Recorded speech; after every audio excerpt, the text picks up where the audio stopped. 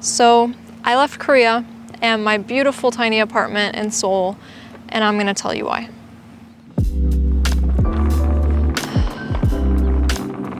If you're new to my channel, or maybe don't watch my sporadic and boring update videos, I've been without a house for about a year now. A few months ago, I decided to make the most out of my situation and spontaneously follow my boyfriend Chris to Seoul. We spent the next coming weeks getting a tiny apartment in the city. Well, Chris got the apartment, actually. I was quarantining in a government facility.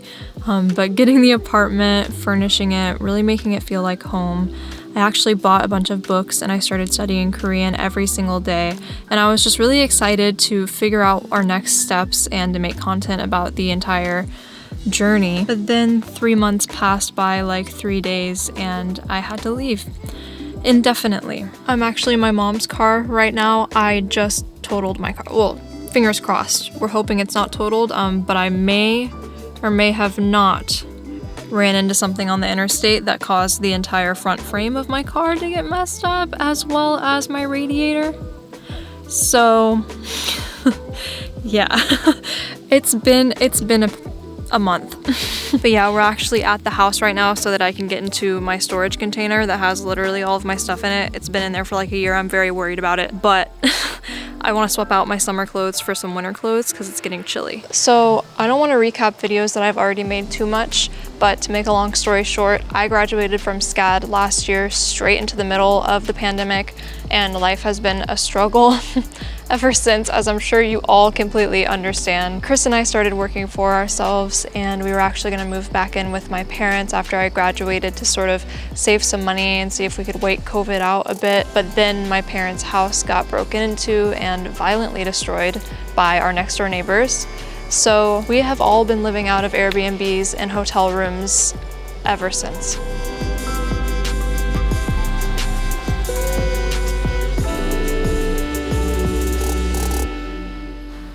As I said, Chris had to go back to Korea and he was given the great opportunity of renting this little office-style space, so we decided to do that. Originally, the plan was just to stay there for as long as possible while my parents' house got restored so that we could really kind of take our time to settle in and figure out what our next steps would be. Ideally, we would be able to go back and forth between Korea and the States to sort of diversify the opportunities that we could take, as well as diversify the content for this channel. I felt really terrible leaving my parents behind while they were essentially homeless to go to another country, but I realized that by taking these small steps, it would really sort of benefit all of us in the long run. Nobody wants Chris and I to live with my parents forever. I mean, maybe my mom does.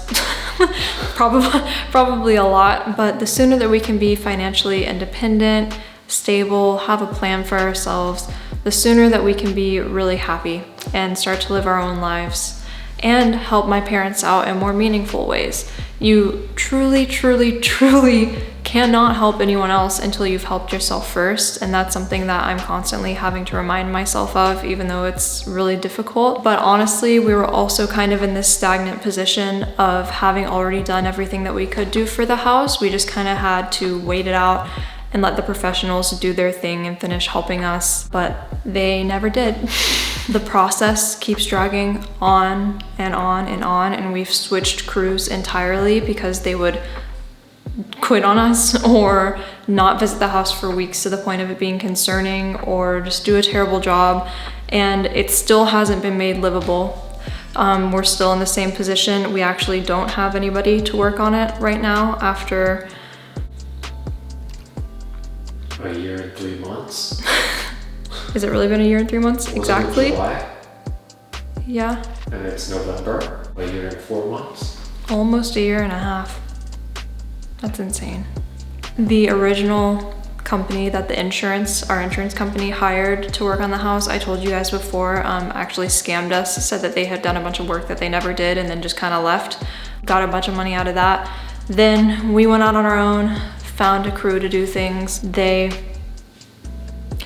took forever to do everything, but we didn't really have an option, so we kept giving them the benefit of the doubt, and just recently they walked out on us, didn't say a word, transferred us to the work of the son of the head of the company, and the head of the company didn't say anything. We were contacted by his son, who was like, hey, my dad quit, I'm taking over. And we were like, okay, hi. Somebody came, did a walkthrough of the house to assess the situation before they were gonna come in and work. We waited like another week, never showed. So we called them. Turns out the guy who had walked through the house had quit.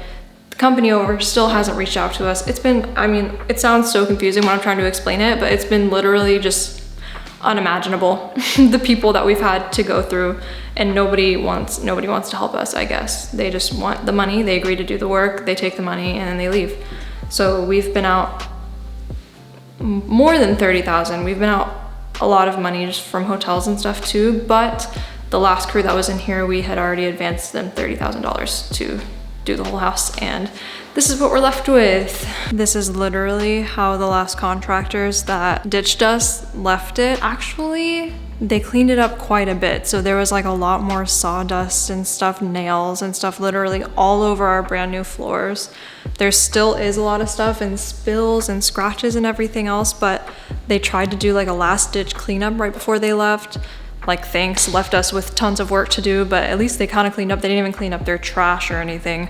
Yeah, like even right now, like right in front of my foot, there's this weird, sticky, gross, disgusting Coke spill right on our hardwood floors. And what are you talking about in here? There's a tissue wrapped with one of those like ring pacifier things. Oh. And it's all melted literally directly on our tile. Like, they would often bring their kids here just while they worked, and my dad and my family were obviously completely understanding, like, yeah, bring your kids, we don't care as long as they don't make a mess. But it's just been, I feel like I'm living in the Twilight Zone. I have never in my life had so many people kick us while we're down, just absolutely exploit us. Like, I swear to God, all people do is take. Everybody's just so selfish about everything, and it's really disgusting me, and it's really been getting to me lately. Like, I stay up at night, like I sleep a lot, and this has had me up at night every night just wondering what's wrong with the world and why us and why. And I know I keep being really negative about everything. I mean, the house does look great. You can't even compare it to what it looked like before, so that's incredible. I'm trying to keep my hopes up high, but it's been an absolute nightmare dealing with the house, and I'm feeling helpless in a lot of ways. I, of course, didn't have any time to figure out a longer term visa in Korea. I did actually try to extend my tourist visa, but they weren't really just handing out extensions in the middle of the pandemic, which is totally understandable. So I had to leave, and I'm feeling stuck in a lot of ways. My whole family really is.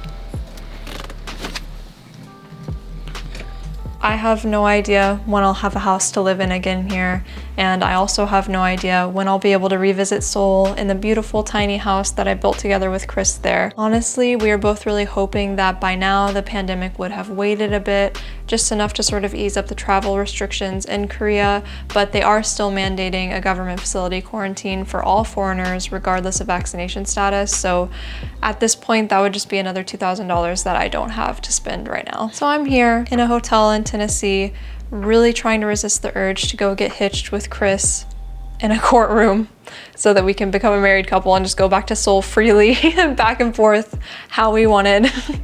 But no, I'm kidding. But I mean, I really do want to get married to him, and I really want to go back to Seoul, so am I kidding?